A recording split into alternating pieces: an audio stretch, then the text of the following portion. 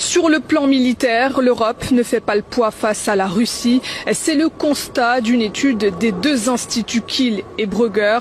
En effet, le vieux continent accuse un retard alarmant face à Moscou en matière de production militaire et les chiffres donnent le vertige. En 2024, la Russie a fabriqué près de 1800 chars de combat contre seulement 50 pour les principaux pays européens, à savoir la France, l'Allemagne, le Royaume-Uni ou encore la Pologne. Les Russes qui ont aussi fabriqué l'an dernier plus de 6500 véhicules d'infanterie contre 214 pour les Européens. Tout ça suppose aussi que les Européens pensent leur sécurité de demain.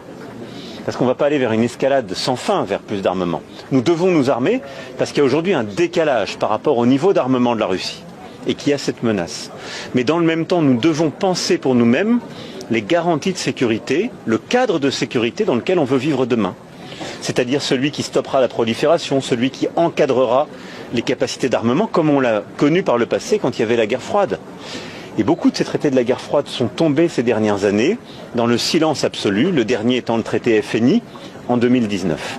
Et c'est pourquoi de la mer Noire à l'Arctique, nous avons besoin de repenser chacun de ces espaces, de dire au fond jusqu'où nous sommes prêts à aller pour nous défendre et quels seraient les termes de la discussion avec la Russie pour permettre